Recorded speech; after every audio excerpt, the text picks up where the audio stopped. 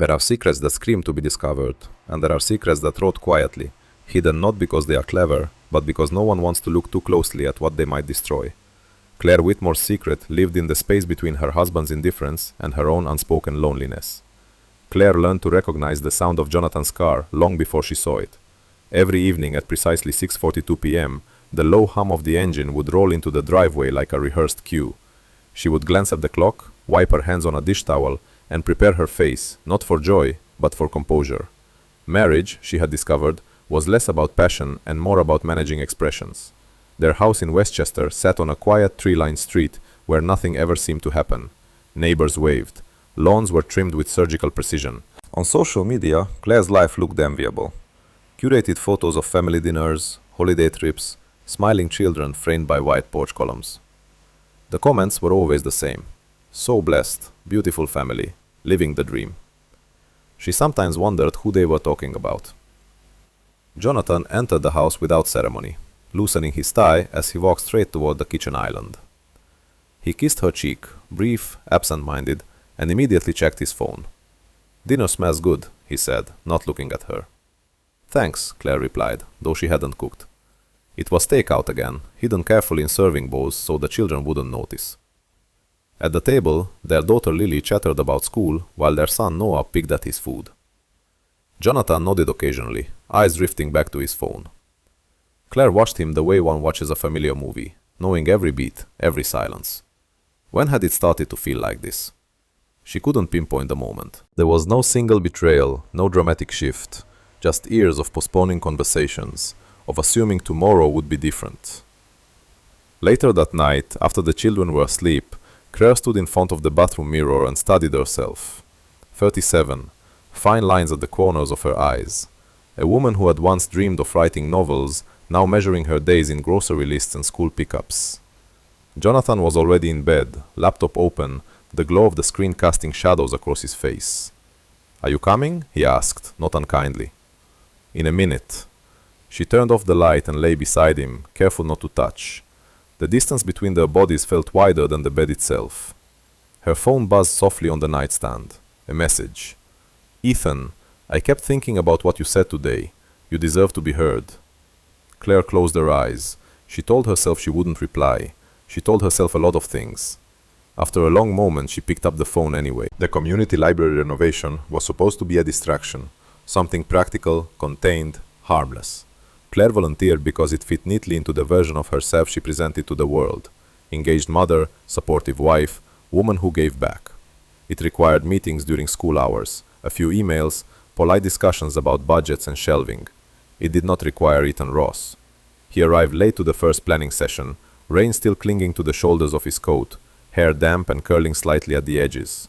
He apologized without theatrics, took an empty chair beside Claire, and offered a smile that lingered half a second longer than necessary. Not flirtatious exactly, just present. "I'm Ethan," he said, "architect, or what passes for one when you spend most of your time convincing committees not to hate modern lighting."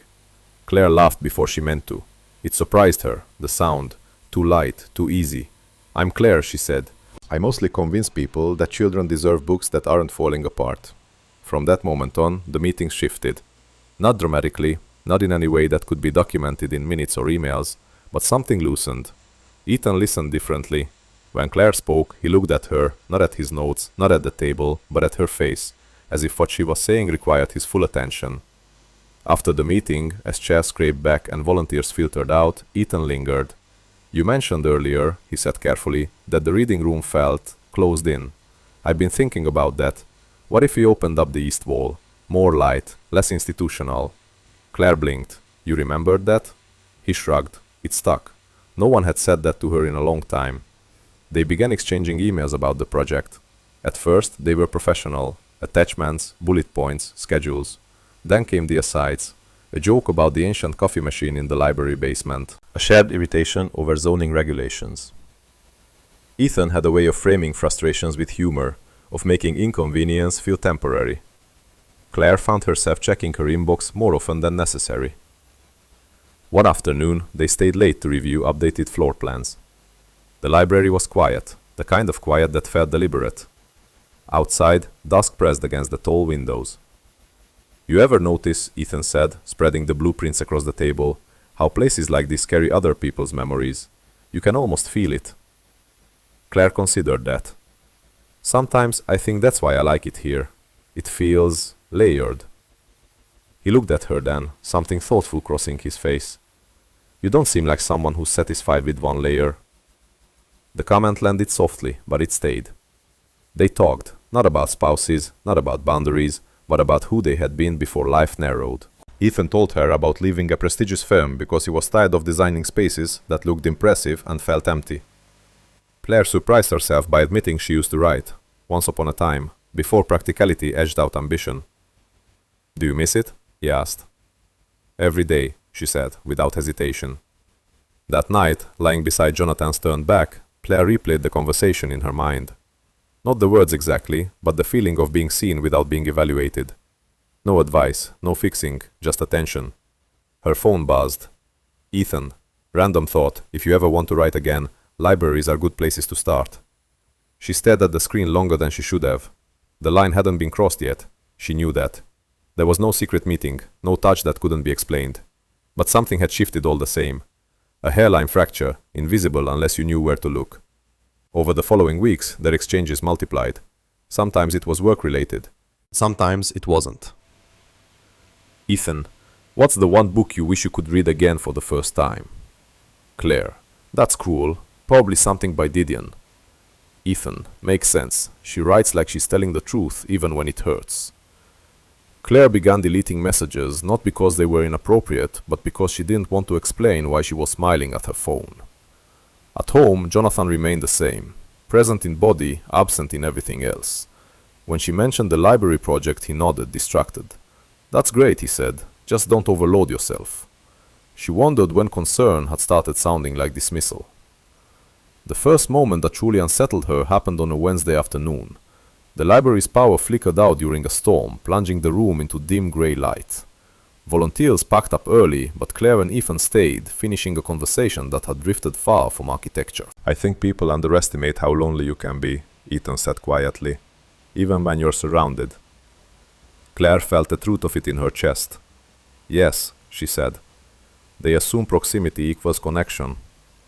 Their eyes met in the half-light. The silence stretched, not awkward, not urgent, but charged with something neither of them named. Ethan stepped back first. We should look up, he said. On the drive home, Claire's hands trembled on the steering wheel. Nothing had happened, and yet everything had. That night, Jonathan reached for her out of habit, his hand resting briefly on her waist. Claire stiffened before she could stop herself. You okay? He asked. Yes, she said too quickly. She lay awake long after he fell asleep, staring at the ceiling, the weight of her own thoughts pressing down. She told herself this was harmless, that it was just conversation, that everyone was entitled to feel alive. But beneath the reassurance was another truth, quieter and far more dangerous. She was beginning to look forward to a life that did not include her husband. And that realization, the clarity of it, was the first real crack. The first line Claire crossed did not announce itself. It didn't come with a kiss or a confession or even a conscious decision. It arrived quietly, disguised as convenience, wrapped in reasonable language she would later repeat to herself like a prayer. It was raining again, the kind of steady grey rain that blurred the edges of the world. Ethan texted her as she pulled into the library parking lot. Ethan, power's out at my place. I'm already here. Want to grab coffee across the street while we wait for the electrician? She sat in her car for a full minute, engine idling, rain tapping against the windshield. Coffee was harmless, public, normal. She typed back. Sure. The cafe was nearly empty, mid-morning slow. Steam fogged the windows, muting the street outside. They sat across from each other, hands wrapped around warm cups, coats draped over chairbacks. You look tired, Ethan said gently. Claire smiled, reflexive. I have kids. He tilted his head. That's not the whole story. The words landed with unsettling accuracy. She hesitated, then shrugged. Some days feel heavier than they should. He didn't rush to fill the space. That was his gift, patience without pressure. It made people lean forward, made truths slip out before they were armored. I get that, he said finally. I spent years convincing myself I was fine because everything looked fine. Her pulse quickened, not from what he said, but from the understanding beneath it. They talked longer than they meant to. About exhaustion, about choices that calcified into routines, about the quiet fear of waking up one day and realizing you had lived someone else's version of a good life. When they stood to leave, the rain had slowed to a mist. Ethan hesitated. My place is just around the corner if you want to wait out the weather. Totally no pressure. Claire knew in that moment that this was the boundary. Not his apartment, the choice itself. Every rule she had ever believed she lived by rose up in protest. She thought of Jonathan, of Lily's math homework spread across the kitchen table, of Noah's habit of crawling into her bed when he had nightmares. And then she thought of how it felt to be listened to without interruption. Okay, she said. His apartment was modest, spare but intentional. Books stacked on the floor, framed sketches leaning against the wall, not yet hung. It smelled faintly of coffee and rain-soaked wool. They stood too close without touching. Ethan poured her water, hands steady. You can tell me if this feels like too much. She nodded. I know. They sat on opposite ends of the couch at first. Conversation resumed, lighter now, as if acknowledging the tension allowed them to breathe around it. Claire laughed more than usual. She felt acutely aware of her own body, how she crossed her legs, how her sleeve slipped to reveal her wrist. When Ethan brushed her hand, it was accidental, or at least plausible. She didn't pull away. The contact was brief, electric, and entirely contained within the realm of what could be dismissed. But her body reacted before her conscience caught up, heart racing, breath shallow. I should go, she said, standing abruptly. He rose too. I don't want to be someone you regret.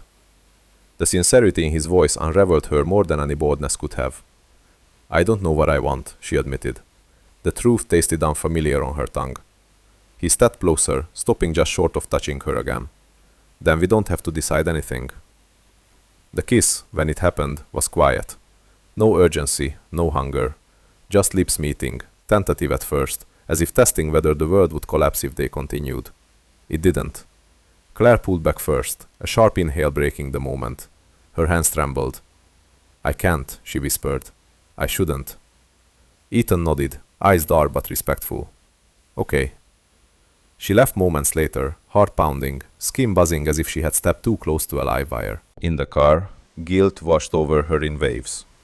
She gripped the steering wheel, breathing hard, replaying the kiss over and over, not to savor it, but to punish herself with it. That night, Jonathan talked about a new client over dinner. Claire nodded, responded when prompted, all the while feeling like she was watching herself from a distance. After the kids were asleep, Jonathan reached for her again. This time, she didn't stiffen. She let habit carry her, let familiarity smooth over the edges of her turmoil. But even in the dark, even with her eyes closed, something had changed. She felt split down the middle, one part anchored in duty, the other drifting towards something dangerously undefined. Over the following days, the messages between her and Ethan changed in tone. Still careful, still restrained, but charged now with what they didn't say. Ethan, I've been thinking about you. Claire, I think about you too. I wish I didn't. She began compartmentalizing with frightening efficiency. Mother here, wife there, woman elsewhere. The guilt didn't disappear. It settled in, learned to coexist. It whispered at inconvenient moments, but desire answered back, just as persistent. She told herself she could manage it, that she was strong enough to hold both truths without letting either destroy the other. But equilibrium, she would learn, was an illusion. One evening, as she tucked Lily into bed, her daughter looked up at her with sudden seriousness. You're sad lately, Lily said. Claire forced a smile. I'm okay, sweetheart. Lily studied her, unconvinced. You don't look okay. After the door closed, Claire leaned against the hallway wall, eyes burning. Children notice more than adults gave them credit for. They sensed shifts long before explanations were ready. Later that night, another message arrived. Ethan, I don't want to be the reason you lose something important. She stared at the screen, tears blurring the words.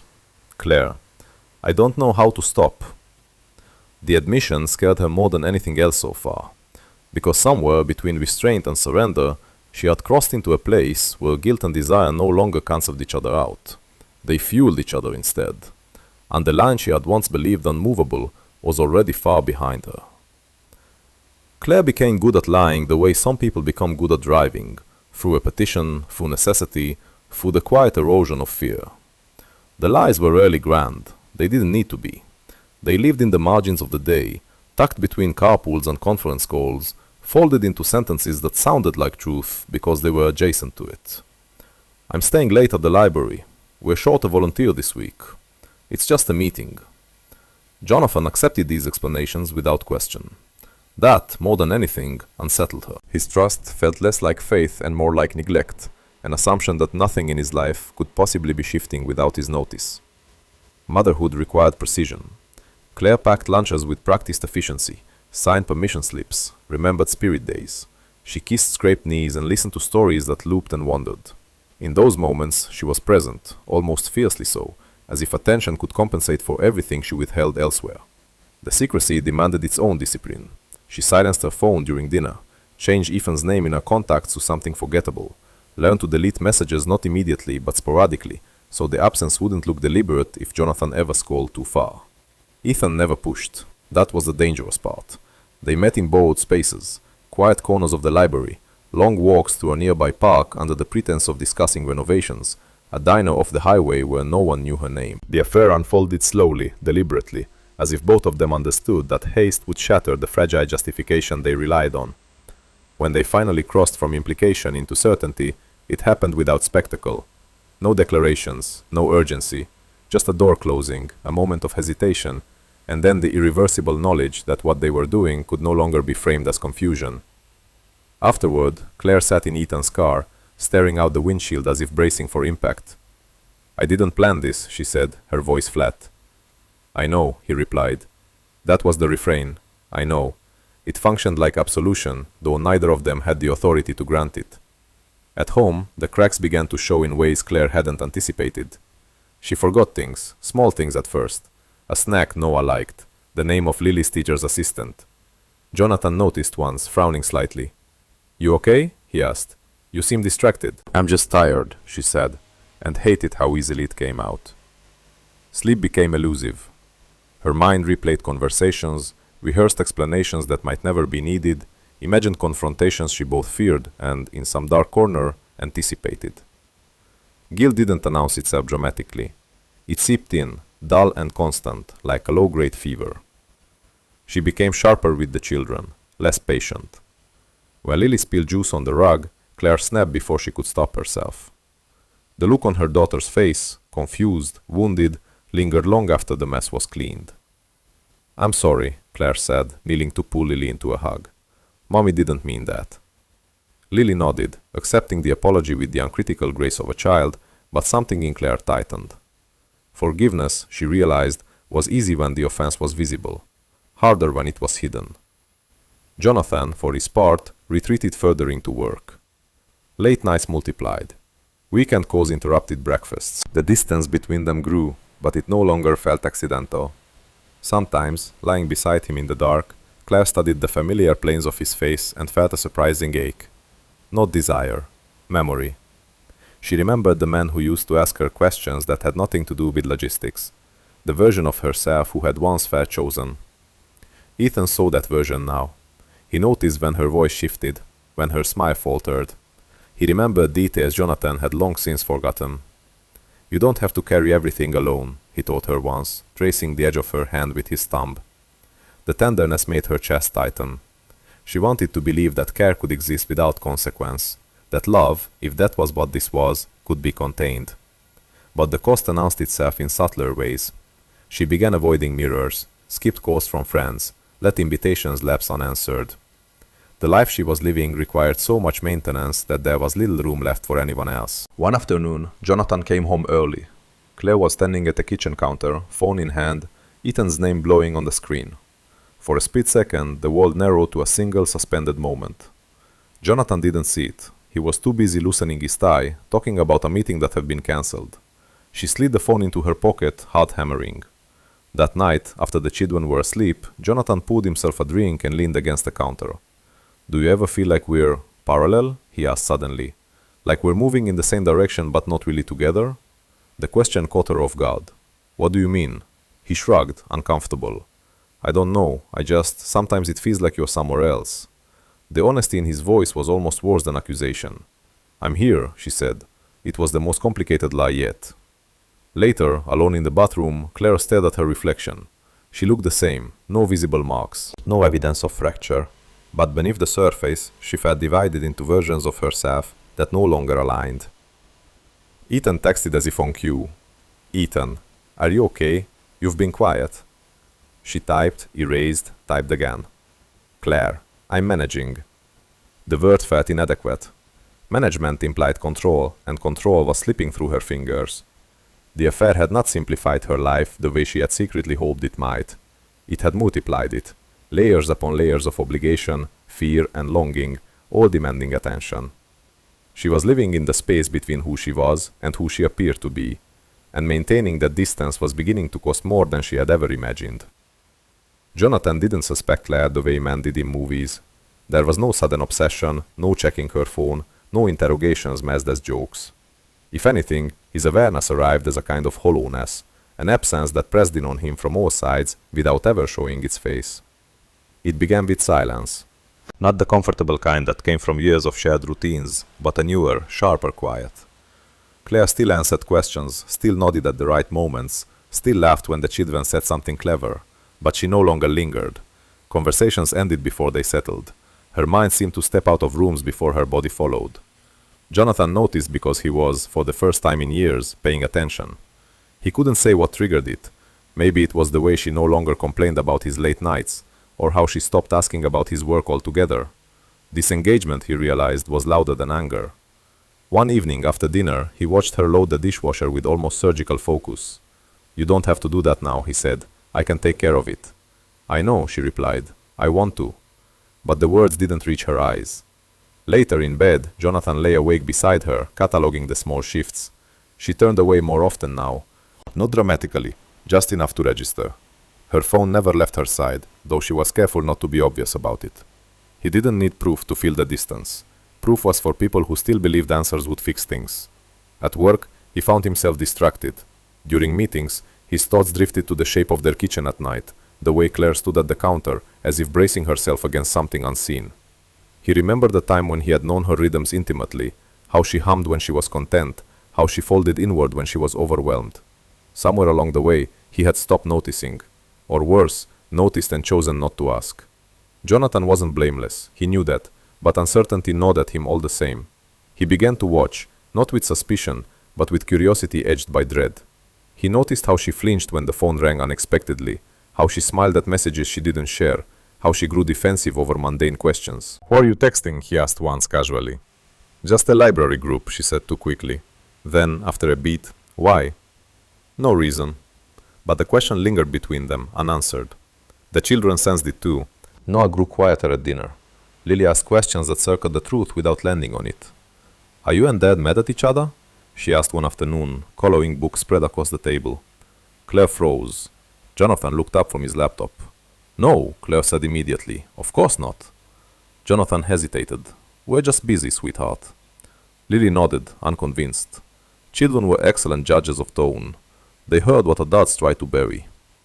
One night, Jonathan stayed up after everyone else had gone to bed. He sat in the living room, lights off, nursing a drink he barely tasted. He scrolled through old photos on his phone, birthdays, vacations, moments he had once assumed were permanent. Claire used to look at him in those pictures. Now, she seemed to look past him. When she came downstairs to get water, she startled to find him there. "You scared me," she said, hand pressed to her chest. "Sorry," he replied. "Couldn't sleep." They stood there, the distance between them charged with everything they weren't saying. "Claire," he began, then stopped. She waited, heart pounding. He could have asked, could have demanded clarity, could have shattered the fragile normalcy they were still pretending to inhabit. Instead, he said, "You seem tired." She smiled, a careful, controlled expression. "I told you, I'm fine." Jonathan studied her face. He wondered when reassurance had started sounding rehearsed. "Okay," he said. That was the most unsettling part, not the silence, but his restraint. His decision to wait, to observe, to see whether absence would eventually reveal its own shape. Claire went back upstairs, unaware that the space she thought she was managing had begun to watch her back. Alone again, Jonathan stared into the dark, a single thought settling heavily in his chest. Something was happening. He didn't know what it was yet, but he knew, without evidence, without certainty, that whatever it was already too far gone to be undone quietly. The call came on a Tuesday. Not dramatic, not frantic, just a number Claire didn't recognize lighting up her phone while she stood in the checkout line at a grocery store, juggling coupons and attending patients she couldn't quite name. "Mrs. Whitmore?" the woman on the other end asked. Her voice was professional, controlled. "This is St. Luke's Hospital. Your husband, Jonathan, he's here. There's been an accident." The world didn't tilt, it narrowed. I'm sorry," Claire said. "What kind of accident?" "A minor one. He's stable, but he asked for you." She left her cart where it was, didn't remember driving. Only later would she realize she had been gripping the steering wheel so tightly her hands ached.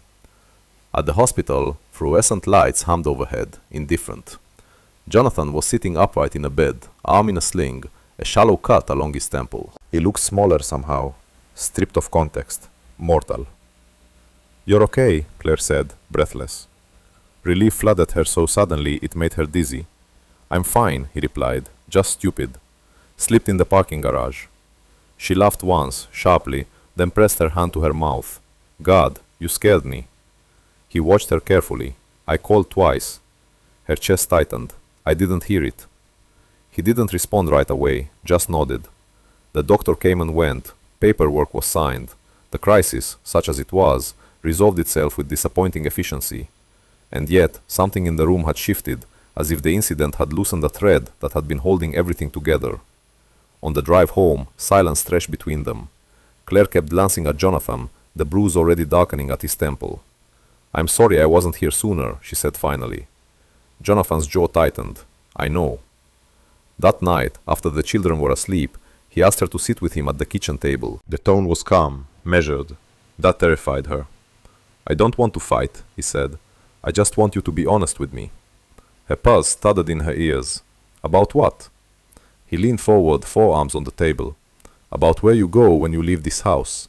About why you feel so far away even when you're standing right in front of me." She opened her mouth, instinctively reaching for the familiar defenses. Work, stress, fatigue.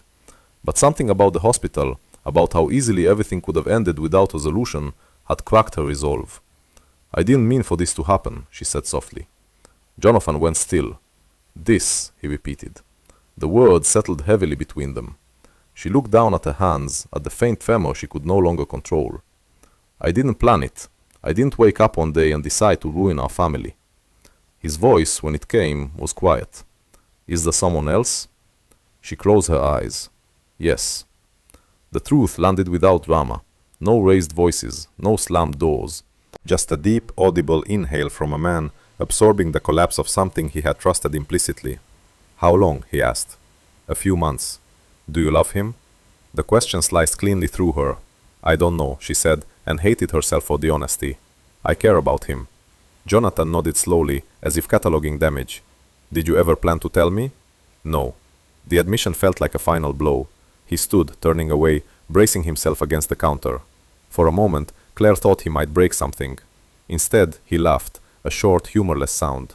"So I had to get hurt," he said quietly. "That's what it took." "That's not fair," she whispered. "No," he agreed. "It's not." They stood there, the life they had built hovering around them like a ghost. Upstairs, the children slept, unaware that the foundation beneath them had fractured. Jonathan turned back to her, eyes rimmed red but steady. "I trusted you," he said, "not because I thought you were perfect, because I thought we were honest with each other." Tears slid down Claire's face, unrestrained now. "I was lonely." "I know," he replied. "And that's the worst part. I was too busy not noticing." The words didn't absolve her. They complicated everything. There was no shouting, no dramatic exit. Just two people standing amid the wreckage of a life they could no longer pretend was intact. Later, alone in the bathroom, Claire stared at her reflection. The same face, the same eyes, now stripped of illusion. Control had been the story she told herself. Balance, management, all of it gone. Downstairs, Jonathan sat in the dark, arm throbbing, heart worse. The truth had arrived not as a revelation, but as confirmation of something he had already known in his bones. The collapse wasn't loud. It was complete. The days after the truth came out felt unreal, as if the house itself had shifted into a different dimension, familiar in shape, foreign in atmosphere. Claire moved through rooms like a guest who had overstayed her welcome. Every object carried weight now. The framed family photo by the stairs, Jonathan's mug in the sink, the children's backpacks slung over chairs. Evidence of a life she had held fracture. Jonathan didn't ask her to leave. That hurt more than if he had. Instead, he withdrew with a precision that was almost surgical. He slept in the guest room, spoke to her only when necessary, his tone flat, stripped of warmth and anger alike. Betrayal, Claire realized, didn't always roar. Sometimes it went quiet and stayed there. At night she lay awake replaying everything. Each lie, each omission, each moment she could have chosen differently. Remorse settled into her bones, heavy and persistent. She texted Ethan once, a single sentence. "It's over, he knows." The reply came hours later. "I'm sorry." That was all. No plea, no defense. The simplicity of it felt final. She blocked the number afterward, not out of strength, but because she had no space left for anything that wasn't wreckage. Jonathan processed his pain alone. At work, he functioned on autopilot, fielding emails, leading meetings, nodding through conversations he barely heard. Colleagues commented on how composed he seemed. He wanted to laugh at that. Composure was just shock in a suit. At home, he avoided rooms where memories lingered too loudly. The kitchen table, their bed. He took long drives with no destination, letting the radio fill the silence he couldn't yet face. At night, betrayal replayed itself in loops. Not the act itself, but the realization of how little he had known, how easily he had been replaced, how absence, his own, unexamined, had created space for someone else to step in. The children existed in a fog of partial truths. Claire and Jonathan told them there were grown-up problems, that mom and dad needed time, that nothing was their fault. Lily watched them with the solemn focus of a child piecing together a puzzle without all the pieces. She asked fewer questions now, but she listened more. Noah became clingier, trailing Jonathan from room to room as if proximity could prevent further disappearance. One afternoon, Lily knocked on the door of the guest room. "Daddy?" she asked softly. Jonathan opened it, heart tightening. "Hey, are you going to live here forever now?" The question stole his breath. He crouched to her level. "I don't know yet," he said honestly, "but I'm not going anywhere." She nodded, accepting uncertainty with the resignation of someone who had learned that answers were fragile. Claire overheard the exchange from the hallway. Guilt surged so sharply she had to press her hand to the wall to steady herself. This confusion, this quiet fear, was the cost no justification could soften. She tried to be present, attentive, gentle, but every gesture felt insufficient, like applying a bandage to a wound she had helped inflict. One evening, after the children were asleep, Jonathan finally spoke more than a sentence at a time. "I don't know what happens next," he said, standing by the window. "I don't know if I can forgive you. I don't even know if I want to try." Claire nodded, tears slipping down her face. "I understand. I loved you," he added, not accusingly, simply stating fact. "I still might, but I don't recognize us anymore." Neither did she. The fallout wasn't explosive. It was slow, relentless. It touched everything, every relationship, every assumption, every quiet moment that followed them like a shadow. No one emerged intact, only altered. There was no moment when everything finally settled. No clear morning when Claire woke up knowing what her life would look like now. Only a series of quieter days, each asking the same question in a different voice. What do you do with what can be undone? Weeks passed, then more. The house learned new rhythms. Jonathan continued sleeping in the guest room. Conversations became logistical. School schedules, groceries, whose turn it was to pick up Noah from soccer. They were efficient, polite. Two people co-parenting the remains of a shared life. Some nights, Claire sat alone in the dark living room, scrolling through old photos she couldn't bring herself to delete. She studied her own smile in them, wondering whether it had been real or simply well practiced. Accountability, she was learning, wasn't about apology. It was about staying present in the aftermath without demanding absolution. Jonathan tried therapy. He didn't tell Claire at first. When he finally did, she nodded, as if acknowledging whether. "I'm not doing it to fix us," he said. "I'm doing it to understand what broke." The distinction mattered. Love, he was discovering, could survive many things, but trust was different. Trust didn't bend. It either existed or it didn't, and once fractured, it reassembled into something unfamiliar. The children adjusted in the way children always did. slowly, unevenly, with grace that felt undeserved. Lily grew more observant, more careful with her words. Noah asked fewer questions but sought more reassurance, extra hugs, longer good nights. Claire and Jonathan showed up for them together when it mattered most. School events, doctor's appointments, quiet evenings reading on opposite ends of the couch. Together, but not whole. One afternoon, months later, Claire and Jonathan sat across from each other at the same kitchen table where everything had come apart. Sunlight filtered in, catching dust motes in the air. "I don't hate you," Jonathan said. The sentence landed gently, but it carried weight.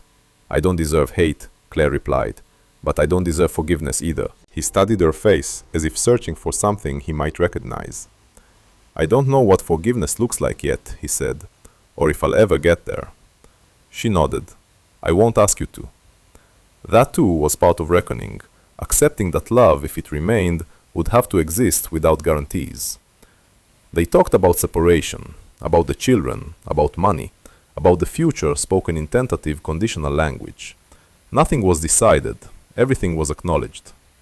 Later that evening, after the children were asleep, Claire stood alone in their bedroom, the room that no longer felt like hers. She opened a notebook she hadn't touched in years. She began to write. Not excuses, not justifications, but truths. About loneliness, about desire, about the arrogance of believing she could fracture her family and somehow contain the damage. Writing didn't redeem her. It didn't restore what was lost, but it was honest. And honesty, she understood now, was the minimum cost of survival. Down the hall, Jonathan lay awake, listening to the sounds of the house. Its creaks, its quiet. He thought about the woman he had married, the woman she had become, and the man he was now, in the space between. Love still existed, but it was altered, scarred, no longer innocent. In the end, there was no verdict, no clean ending, only the question of what remained after betrayal stripped everything down to its bones, and whether two people, changed beyond recognition, could learn to live with the truth of each other again, not as they were, but as they were now.